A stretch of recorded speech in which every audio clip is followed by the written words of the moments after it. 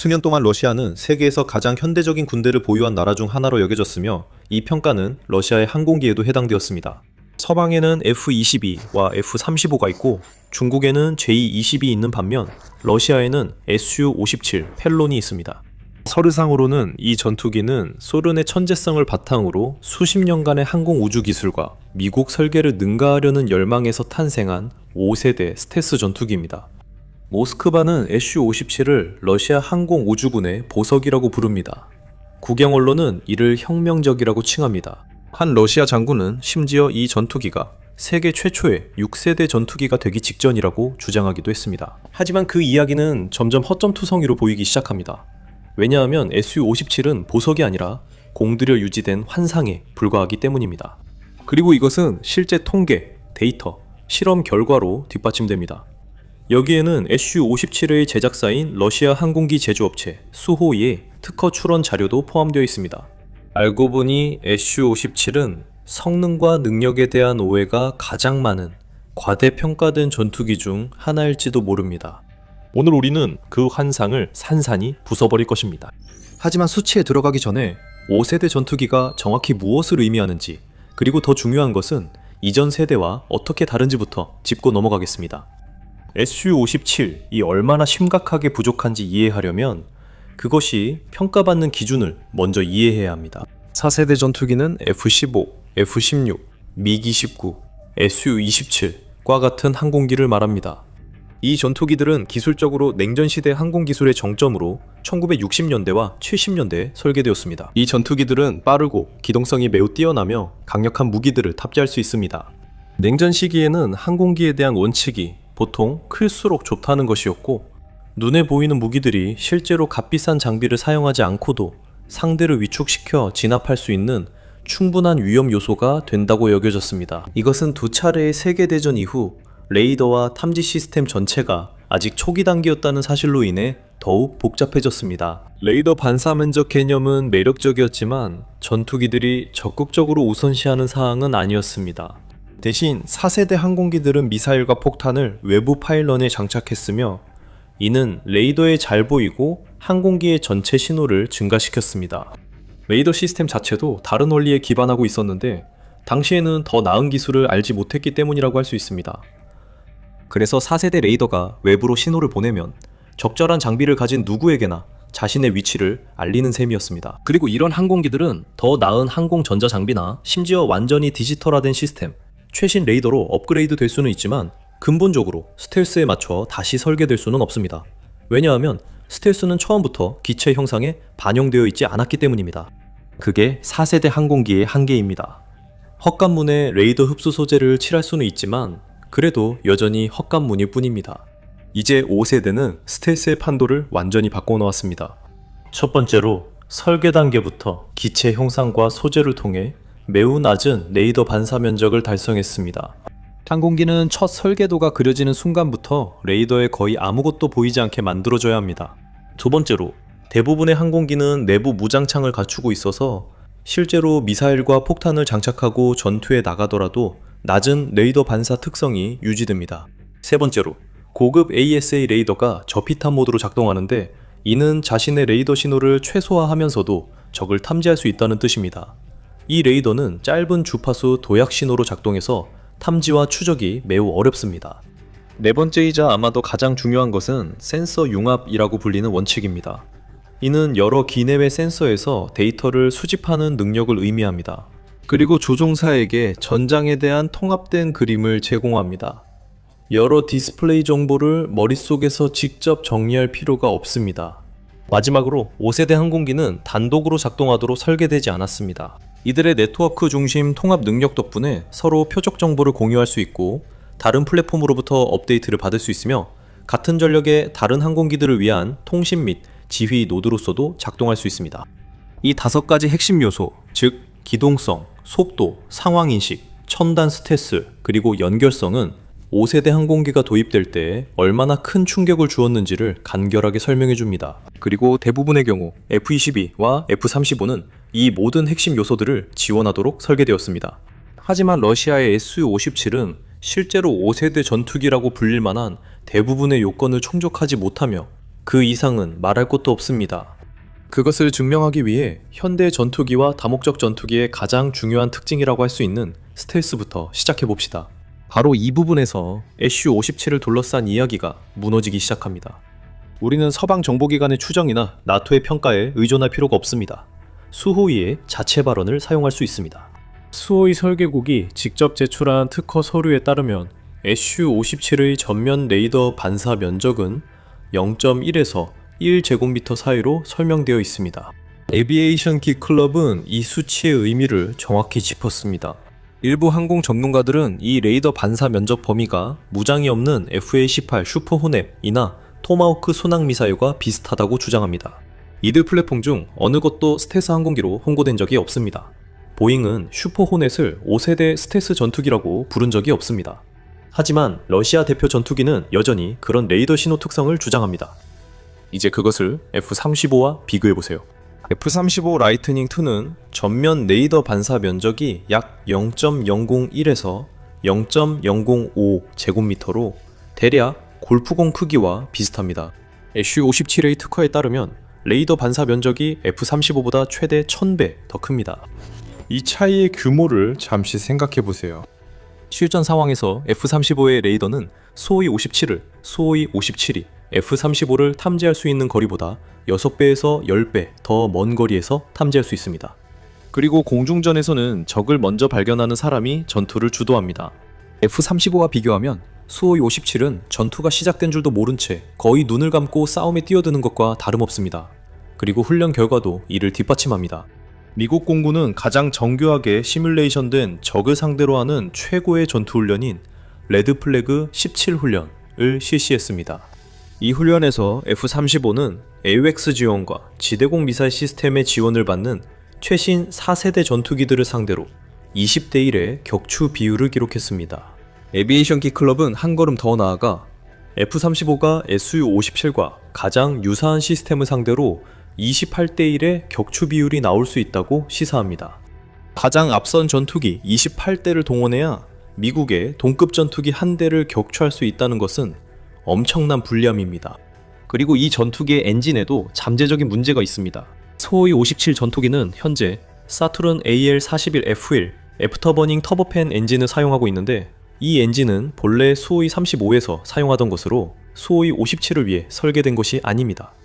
원래 의도된 동력 장치는 이즈델리의 30 또는 AL-51F1로 진정한 5세대 성능 특성, 적외선 신호 감소, 지속적인 초음속 순항을 위한 연료 효율성 향상, 그리고 그 속도에서 진정한 기동성을 위한 추력 여유를 제공할 예정이었습니다. 그 엔진은 10년이 넘는 기간 동안 개발되어 왔으며 여러 차례의 지연 끝에 2017년 말에야 비행 테스트에 들어갔습니다. 아직 대량 생산에 들어가지 않았기 때문에 러시아는 기술적으로 자국 전투기를 위한 5세대에 걸맞은 엔진을 보유하고 있지 않습니다. 항공 전문가 발레리 로마넨코는 우크라이나의 더 뉴 보이스와의 인터뷰에서 SU-57이 지휘 및 통제 시스템과의 통합에서 또 다른 핵심적인 결함이 있다고 지적하며 서방의 5세대 플랫폼 수준에는 한참 못 미친다고 언급했습니다. F-35는 본질적으로 비행하는 센서 노드로 전장 전체에 걸쳐 데이터를 지속적으로 공유하며 다른 항공기, 함정, 지상군에 실시간으로 표적 정보를 제공합니다. SU-57의 네트워크 중심 능력은 그 기준에 비해 현저히 뒤처져 있습니다. 하지만 이 항공기의 문제는 스텔스 설계나 연결성, 엔진에만 국한되지 않습니다. 알고 보니 SU-57은 너무 스텔스 성능이 뛰어나서 서방 언론이 러시아 공군기지 어디에서도 찾을 수 없을 정도입니다. 그리고 그 이유는 아주 간단합니다. 애초에 SU-57 자체가 그리 많지 않기 때문입니다. 러시아 상황의 심각성을 이해하려면 한 가지 숫자만 기억하면 됩니다. 록히드 마틴은 2025년에만 F-35 전투기 191대를 인도했습니다. F-35, F-16, F-15EX, 라팔, 타이푼, 그리펜 등 모든 서방 전투기 프로그램을 합치면 나토의 연간 전투기 생산량은 대략 290대에 달합니다. 하지만 러시아의 전체 전투기 생산 산업 기반은 2025년에 겨우 33대의 전투기를 인도했습니다. 이 숫자는 SU-34, SU-35, SU-57, SU-30 등 모든 기종을 포함한 것입니다. 로스텍의 CEO 자신도 2025년을 기록적인 해라고 불렀습니다. 그러니까 기록적인 생산량이라고 해도 연간 30여 대의 전투기 수준인 셈입니다. 이것은 러시아가 군산복합체에서 겪고 있는 광범위한 구조적, 인프라 문제를 알게 되면 쉽게 설명할 수 있습니다. 예를 들어 러시아 극동에 위치한 콤소몰스크 나아물의 공장은 SU-35와 SU-57을 동시에 생산하는 책임을 맡고 있습니다. 이것은 공장의 제한된 생산 능력이 같은 작업 공간, 같은 노동자, 같은 공급망을 두고 경쟁하는 두 프로그램에 나누어진다는 것을 의미합니다. 그 공장 하나만 현대화하는데도 약 10억 유로, 즉 11억 달러가 5년에 걸쳐 소요될 것으로 추정되며 지난 4년 동안 우크라이나 전쟁에서 간신히 이기고 있는 러시아로서는 그 비용을 기꺼이 부담하려 하지 않습니다. 설령 러시아가 현대화에 자금을 지원한다고 해도 생산 속도를 언제 얼마나 높일 수 있을지는 확실하지 않습니다. 항공기 생산에서 인적 자본 병목도 있습니다. 러시아는 이미 인력 부족을 공개적으로 불평했습니다. 군산 복합체에는 40만 명의 기술자와 엔지니어가 필요합니다. 그리고 그 숫자는 2022년 우크라이나 침공 첫 몇 달 동안의 수치입니다. 그때는 러시아의 징집률과 전쟁 사상자 비율이 아직 비교적 낮았던 시기였습니다. 러시아가 비행기를 만들 수 있을 만큼 숙련된 노동자와 엔지니어를 간신히 모은다고 해도 여전히 두 가지 문제가 더 남아 있습니다. 첫째, 러시아의 민간 항공 산업도 비슷한 인력 부족을 겪고 있어서 군용기와 민간 항공기 제조업체가 같은 인력풀을 두고 경쟁하고 있다는 뜻입니다. 더 나쁜 점은 민간 항공 분야 상황이 훨씬 심각하다는 것입니다. 2023년 러시아 당국은 자국 항공사에 1000대의 상업용 항공기를 인도하겠다고 발표했습니다. 2025년 말 기준으로 이 항공기들은 겨우 12대 정도만 제작되었습니다. 이러한 부족 현상은 민간 항공기 산업에 큰 압박을 주며 군사 엔지니어들을 끌어들이고 있을 가능성도 높습니다. 하지만 더 중요한 점은 비행기를 만들 사람이 있어도 실제 조종할 사람이 없을 수 있다는 것입니다. 독립적인 기술 분석에 따르면 이 비행기에 탑재된 첨단 전자장비와 항공 전자 시스템을 다룰 수 있는 기술자를 양성하려면 대략 3000시간의 실습이 필요하다고 합니다. 그런 종류의 훈련은 나라가 실제 전쟁 중일 때는 거의 불가능합니다. 러시아가 더 많은 SU-57을 실제로 운용하려면 그 배치를 서둘러야 합니다. 그리고 제재는 이러한 모든 문제를 더욱 악화시켰습니다. 우크라이나에 대한 전면 침공 이전에 러시아는 서방산 항공 전자장비, 마이크로 전자 부품, 그리고 정밀 제조 장비에 크게 의존했습니다. 이제 그 공급망은 모두 끊어졌습니다. 2023년까지 러시아의 마이크로 전자 부품의 약 90%가 중국에서 들어오고 있었습니다. 하지만 이러한 부품들은 항상 개체하는 서방 부품과 동등하지 않으며 제3자 경로를 통해 들어오는 경우에는 상당히 높은 비용이 들었습니다. 이 역량은 전투기 수치에서 드러납니다. 수호이 34 생산량은 2022년 9대에서 2023년 11대로 증가했지만 2025년 목표인 17대에는 미치지 못했습니다. 수호이 35의 경우 러시아는 2024년에 15대를 주문했지만 실제로는 12대만 인도할 수 있었습니다. 이와 비교하면 러시아의 전차, 드론, 그리고 포탄 생산량은 침공 이후 2배에서 10배까지 증가했습니다. 이러한 대조는 중요한 점을 보여줍니다. 대량 생산되는 탄약과 장갑 차량은 기존 소련 시대의 산업 인프라를 활용해 생산량을 늘릴 수 있습니다. 전투기는 그렇게 할 수 없습니다. 전투기는 정밀하게 가공된 부품과 매우 좁은 허용 오차가 필요하며 공급망에 조금이라도 문제가 생기면 전체 조립 과정에 연쇄적으로 영향을 미칩니다. 상황이 너무 심각해져서 러시아는 이전에 인도와 미얀마에 공급했던 군용 전자부품을 다시 사들이려고 시도한 것으로 알려졌습니다. 이는 자국 생산 라인을 돌리기 위해 수출 물량에서 부품을 빼내고 있다는 뜻입니다. 러시아가 생존을 위해 국제관계를 스스로 훼손하고 있다는 의미입니다. 그리고 이런 상황 속에서 수호이 57은 사실상 수호이 34와 수호이 35 생산 라인이 필요한 만큼을 가져간 뒤 남은 짜투리 부품만을 받게 됩니다. 2025년에는 러시아 공군의 수호이 57, 이 1년 동안 단 2대만 인도되었습니다. 하지만 더 이야기하기 전에 더 밀리터리 쇼를 구독하는 것을 잊지 마세요. 저희는 매일 뉴스와 자세한 분석을 올리니 계속 정보를 받아보실 수 있습니다. 이제 다시 수호이 57 이야기로 돌아가겠습니다. 공급망과 스텔스 문제 외에도 러시아가 극복하지 못할 수도 있는 또 다른 문제가 있습니다. 비행기를 살 나라가 없어 러시아가 이익을 더 얻지 못합니다.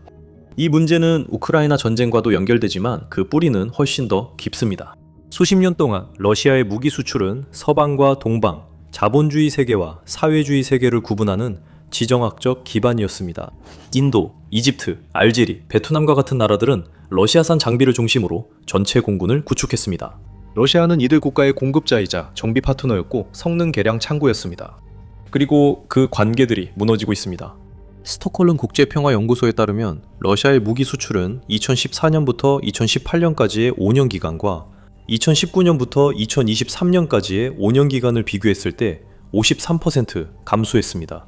2019년에는 러시아가 31개국의 주요 무기를 수출하고 있었습니다. 하지만 2023년에는 그 숫자가 12개국으로 줄었습니다. 개별 국가별 수치는 더욱 심각합니다. 러시아의 인도 수출은 34% 감소했고 이집트에는 54% 감소했으며 베트남에는 무려 91%나 감소했습니다. 이 수치는 서방의 제재뿐 아니라 러시아가 시작한 전쟁에서 진전이 없다는 점을 잠재 고객들이 인식하고 있음을 보여줍니다. 그리고 대부분의 수출용 장비가 자국용보다 상대적으로 성능이 떨어지기 때문에 같은 장비나 혹은 대부분의 경우 더 나쁜 장비를 구매하는데 주저하고 있습니다. 군사 기밀을 유지하기 위해서일까요? 하지만 러시아의 현 문제는 두 거대한 플레이어입니다. 인도와 중국은 2020년부터 2024년까지 러시아 무기 수출의 55%를 차지했습니다. 하지만 이제 두 나라 모두 다른 곳을 찾고 있습니다. 인도는 조달을 취소하고 지불을 지연시키고 있으며 기존 러시아산 항공기를 러시아에 참여 없이 업그레이드할 계획을 적극적으로 추진하고 있습니다. 이는 사실상 모스크바를 유지보수와 업그레이드 수익원에서 완전히 배제하는 것입니다. 이 변화로 신규 공급업체 진입 기회가 생겼습니다. 중국은 러시아가 남긴 공백을 메우기 위해 나섰으며 더 저렴한 플랫폼과 최소한의 정치적 조건, 그리고 매력적인 무역 패키지를 제공하고 있습니다. 베이징은 러시아가 포기하고 있는 시장을 적극적으로 채우고 있습니다. 파키스탄과 공동 개발한 JF-17 썬더는 개발도상국 전역에서 구매자를 찾고 있습니다. J-10C는 이전에는 러시아산을 선택했을 나라들로부터 진지한 관심을 받고 있습니다. 그리고 이러한 흐름은 우크라이나 전쟁 자체로 인해 더욱 강화되고 있습니다. 러시아 공군력의 한계가 전 세계 모든 나라에 실시간으로 알려지고 있기 때문입니다. 과거에는 마땅한 대안이 없어서 러시아의 납품 지연과 성능 부족을 감수했던 나라들이 이제는 대안이 있다는 사실을 알게 되었고 중국은 그 사실을 확실히 알리려 하고 있습니다. 이런 상황에서 SU-57 수출 프로그램은 시작도 하기 전에 사실상 끝나버렸습니다. 알제리는 14대를 주문했지만 실제로는 2대만 받았습니다. 인도는 비용과 성능에 대한 우려를 이유로 2018년에 공동 개발 사업에서 철수했습니다. 그렇다면 우크라이나는 어떨까요? 실제 전선에서는 SU-57, 이 러시아 공군의 가장 첨단이고 강력한 전투기로서 존재감을 드러내고 있을 것이라고 생각할 수 있습니다. 하지만 실제 반응은 기껏해야 미지근했습니다. 대다수 군사 분석가들은 러시아가 우크라이나 제공권 확보에 실패했다고 평가합니다. 적이 러시아와 같은 기종의 전투기를 다만 한 세대 더 오래되고 상태도 더 나쁜 상태로 운용한다면 이 임무는 매우 쉬웠어야 했습니다. 우크라이나는 1999년에 에너지 부채를 갚기 위해 일부 항공기를 러시아에 다시 팔기도 했습니다. 아니요, 수호이-57은 분쟁 지역의 영공에서 의미 있는 작전에는 눈에 띄게 등장하지 않았습니다. 전직 EA-18 그라울러 조종사 아담 드뮤드는 이스라엘의 이란 방공망 공격을 언급했습니다. 이 작전들은 며칠에 걸쳐 F-35I 전투기에 의해 수행되었으며 이스라엘 항공기들은 거의 손상 없이 귀환했습니다. 이 작전들은 진정한 스텔스 공군력의 모습을 보여주는 본보기가 됐습니다. 그에 따르면 나토도 러시아 방공망을 상대로 같은 임무를 수행할 수 있고 이후 비행들도 큰 저항 없이 진행된다고 합니다. 하지만 러시아는 우크라이나에서 그렇게 할 수 없습니다. 우크라이나는 나토 예산과 대공 능력의 일부만 가진 나라입니다. 그리고 러시아의 5세대 주력 전투기는 전선 상공에서 제공권을 다투기보다는 전쟁 내내 러시아 영공 깊숙한 곳에서 순항미사일과 유도되지 않은 활공폭탄을 발사하는데 대부분의 시간을 보냈습니다. 그리고 이 모든 상황 속에서도 모스크바는 계속해서 선전을 펼치고 있습니다. UAC, 러시아 국영항공기관과 타스 통신은 업그레이드된 수호이-57, 이 세계 최초로 실전 배치되는 6세대 전투기가 될 수 있다고 보도했습니다. 빅토르 본다레프 전 러시아 항공우주군 사령관이자 현재 연방평의회 국방안보위원회 위원장은 공식적으로 입장을 밝혔습니다. 그는 이 전투기가 스텔스 특성 면에서 최고이며 현대 항공과학에서 가능한 모든 최고의 기술이 집약되어 있다고 평가했습니다. 이 사람은 해당 항공기의 제조사 특허에서 순항 미사일과 동일한 레이더 반사 면적을 가지고 있다고 확인된 항공기를 설명하고 있습니다. 이것은 러시아 선전이 얼마나 깊숙이 퍼져 있는지를 보여줍니다. 본질적으로 4세대 전투기를 미래형 6세대 전투기로 재포장하려는 시도인데 미국조차도 아직 실제로 만들지 못한 것입니다. 그러니까 수호이 57 펠리는 결코 왕관의 보석이 아닙니다. 이것은 냉전 시대에 구축된 군산 복합체가 21세기 서방 항공 우주공학과 경쟁하려고 할 때 어떤 일이 벌어지는지를 보여주는 상징입니다. 동시에 제재의 충격과 고갈된 제조 능력, 그리고 대체할 수 없는 자원을 소모하는 소모전까지 감당하고 있는 상황입니다. 러시아는 수년간 생산했음에도 불구하고 운영 중인 Su-57 전투기가 35대도 되지 않습니다. 단 한 명의 수출 고객도 몇 년 동안 겨우 2대만 받았습니다. 엔진 개발은 10년이나 지연되고 있습니다. 스텔스 성능 역시 경쟁 대상으로 삼았던 항공기보다 1000배나 떨어진다는 것이 입증되었습니다. 이전에 구매를 고려한 국가들은 등을 돌리고 중국은 이미 이들을 끌어들이고 있습니다. 하지만 Su-57은 러시아 공군 붕괴의 시작에 불과합니다. 더 자세히 알아보고 싶으시다면 이 영상을 확인해 보시고 전 세계 전쟁과 지정학에 관한 다양한 소식을 매일 받아보시려면 더 미리테리 쇼우를 꼭 구독해 주세요.